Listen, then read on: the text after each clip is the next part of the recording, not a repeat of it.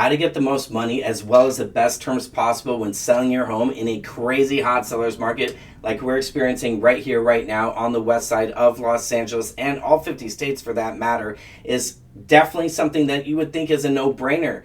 But it only is the case if you have the numbers completely dialed in. And what does that mean? Well, that's exactly what we're going to get into with this video, as the numbers are actually giving us a complete understanding of where the market was, where it is, and where it's going. So based on those numbers, we're about to jump into it and give you an exact picture of what to expect based on those numbers and see where the market's going so that you as a buyer or a seller can remain successful in this market or any market for that matter.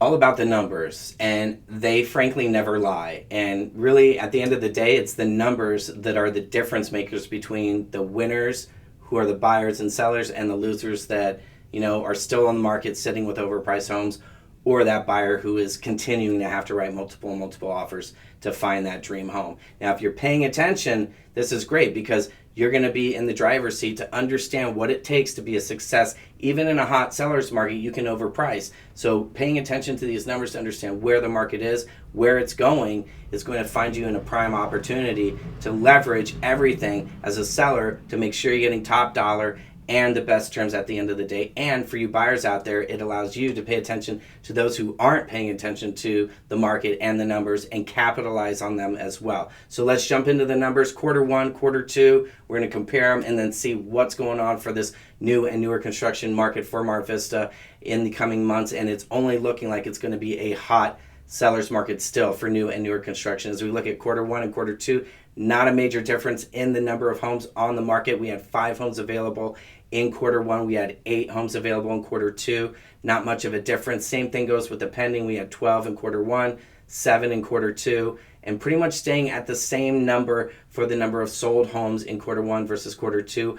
23 in quarter one, 21 in quarter two. Now, here's where it gets a little more exciting. We start seeing some transitions with percentages that are double digits and all in the positive sense to help us understand that it is going to remain a hot seller's market. So my buyer friends out there, you better be paying attention to the video I dropped a couple weeks back on the 5 must-do steps you must be taking in order to not only be a success in this crazy hot seller's market, but to also beat out all the cash buyers. But you got to do all 5 steps. It's the video right here. Check it out. It's a must-to go-to for you to be a success in 2021. But let's look at these median active prices right now and see what is going on here. Now, I've always said price is everything, and we're seeing a little bit of an uptick in the median active price from quarter one at 2.3 million, seeing a 22% surge to 2.8 million. Now, again, as I've said, price smart and you'll find success. So let's make sure we bear that in mind because yes, even a hot seller's market, you can find yourself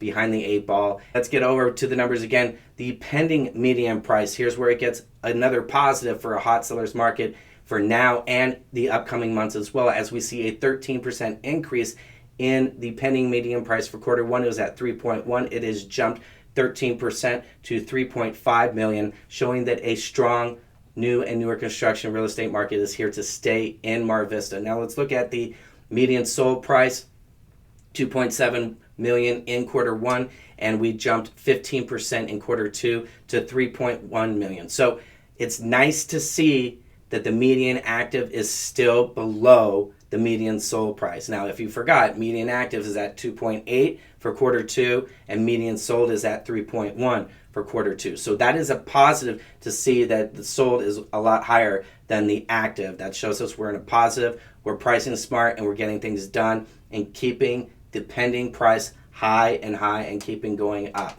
So as you saw, the median sold price was at 3.1 for quarter two. The median pending was at 3.5 for homes that are going to be closing out in the next 30 to 45 days. So the number in value as far as price goes is only going up still. Now, if we look at our active price per square foot, we're seeing a nice upswing as well. Not to the degree that we just saw with the double-digit numbers, but still a nice little upswing.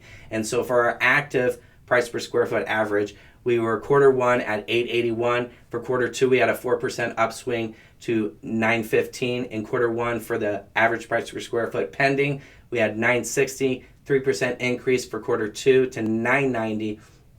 And our average price per square foot for sold Quarter one was at 880. Nice 5% upswing to quarter two, finding us at 923. So all those numbers are still pointing in a tremendous favor of a hot seller's market. As I mentioned before, I don't always put a lot of credit into average price per square foot, but in this case, it's all supportive of all the data ahead of it that is saying it is going to continue to be a hot seller's market for new and newer construction into the summer months of 2021 and probably most likely into the fall months as well. But you know to subscribe, like, and comment here to make sure that you're completely dialed in on what's to bring when those months arrive, because I've been covering this market since the pandemic began in 2020. So let's jump back to the average days on market. Not too much of a change. It's to be expected with new and newer construction. Newer construction has people living there.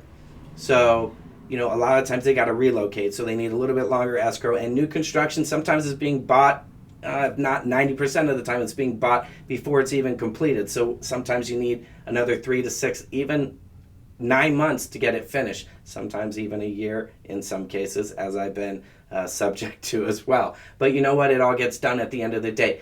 But if we go to our list price versus our sold price ratio, we saw a little bit of a transition, not major, just a 1% change. But again, if we're not understanding what that list price ratio versus the sold price is, it's basically the percentage of what the sold price got of the list price at the end of the day. So we're looking at a 99% percentage for quarter one, where it's showing that homes were getting, when they sold, 99% of the original list price, dropped 1% to 98% for quarter two. But again, all the numbers ahead of us is substantiating still a very strong market. And with that pending median price being at 3.5, I can only imagine that this this list price versus sold price ratio is only going to go back up to 99, if not higher. So if we look at the number of homes that sold over the asking, at asking, and below asking, unfortunately, there's not a tremendous amount of difference,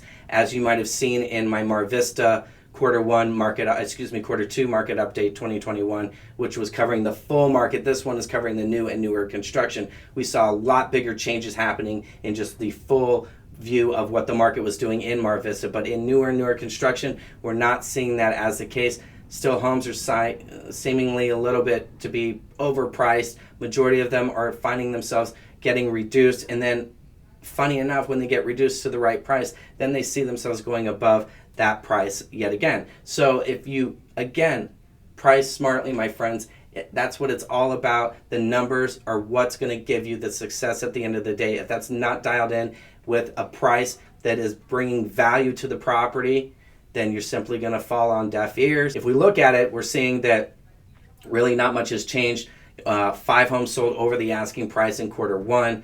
There were 3 homes that sold at asking in quarter one, and then again, majority of them sold below asking, with 15 homes selling below asking. Now, if we look at quarter two, much of the same. 6 homes sold over asking, 2 homes sold at the asking price, and again, 13 homes, the majority, sold below the asking price. Wow, what a crazy market to take advantage of. I mean, a hot seller's market like this, jumping off of a pandemic that we had that was just finding our market in a complete chaos of quietness with buyers sitting on the fence, and now where we don't even have enough inventory and prices are going through the roof. Let me tell you something. If you want to take advantage of this and leverage this market to the fullest, make sure that you've got these numbers dialed in, or else it's going to be a really hard time.